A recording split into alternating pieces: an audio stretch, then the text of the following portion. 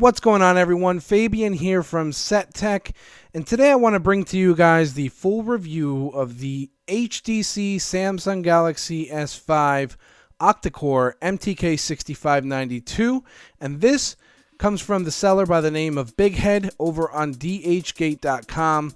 I will have his link to this particular product down in my video description, as well as his store. This unit is going to run you about $222 over on his store, and that's because not only is it an octa-core model and runs Android 4.4.2, but it also features 1 gig of RAM, 8 gigabytes of internal storage, a 1280 by 720 HD 5.1 inch screen, and best of all, it is waterproof.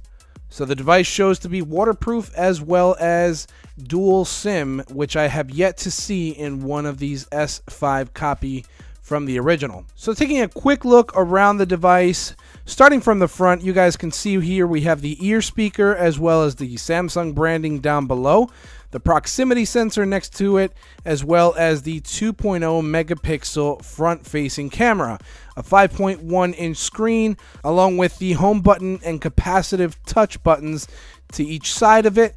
As well as on the back, we also do feature the 13 megapixel rear-facing camera, which takes really beautiful pictures, and underneath it, a real heart rate monitor with LED flash, as well as the Samsung branding beneath it that is raised with a perforated black back, and the speaker grill down below. Taking a look at the top of the device, you see here the 3.5mm headphone jack that is covered for the waterproofing, as well as the noise canceling microphone and remote control.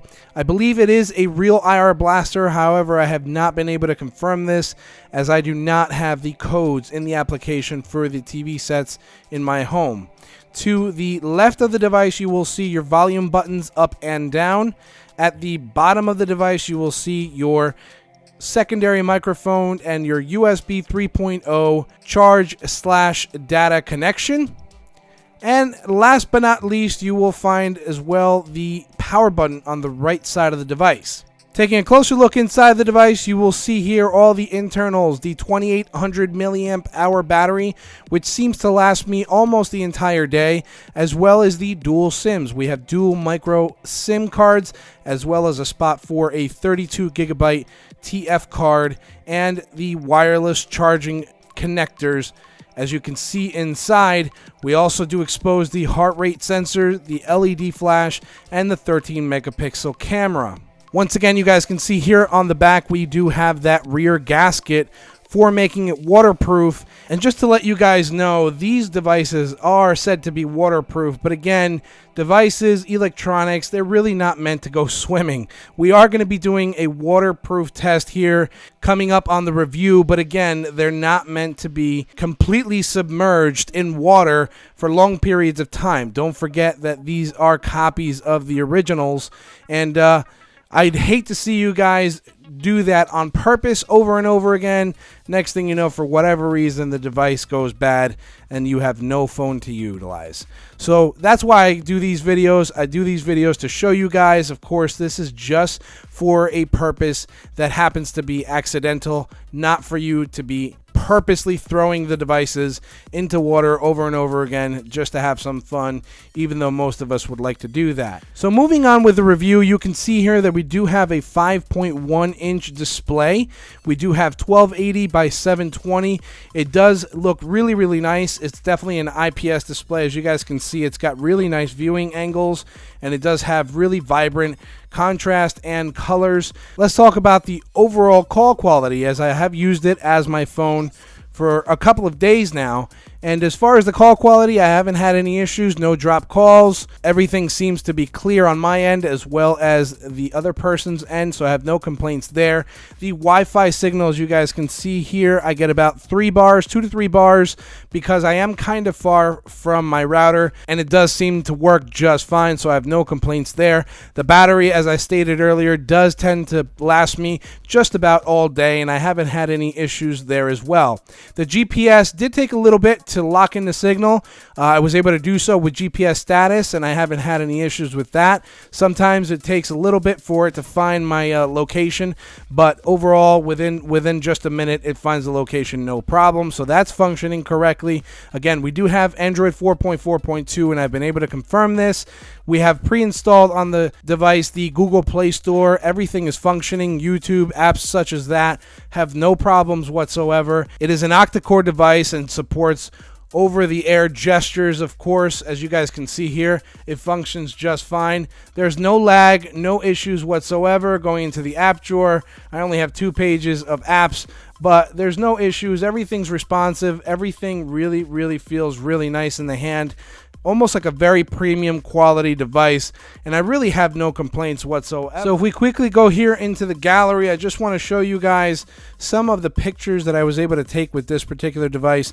The camera really looks really nice, very HD. You can see how close you can get to your subject. It's a 13 megapixel rear facing camera, 2 megapixel front facing camera.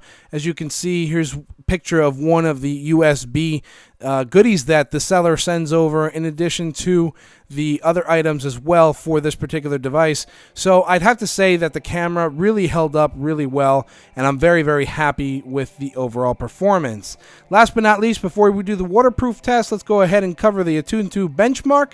This is where it verifies the fact that it is an octa-core device, 26,569. If we go into device info, here we see that it is the 4.4.2 MTK6592.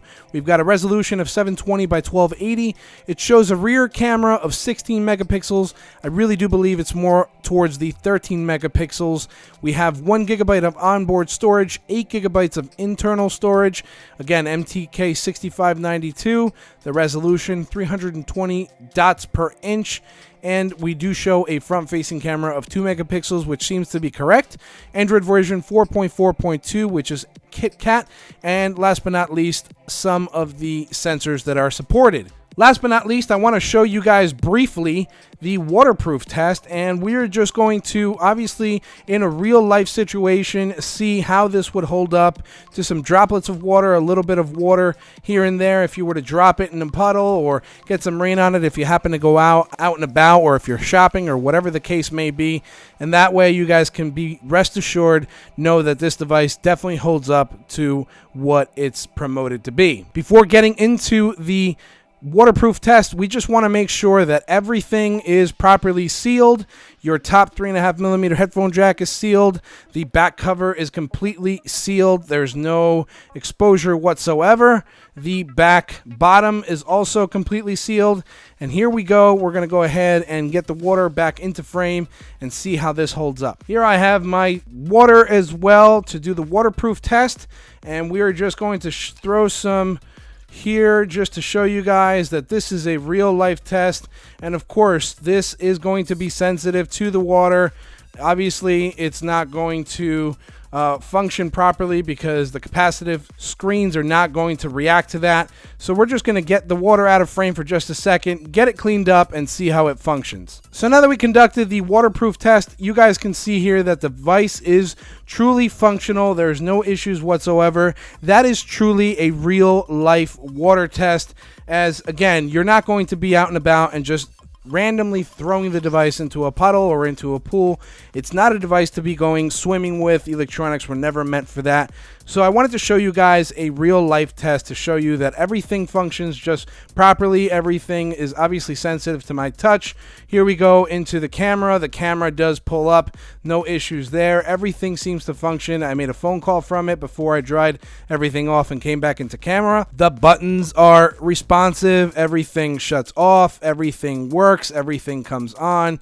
Wi-Fi is still showing working, functioning just fine.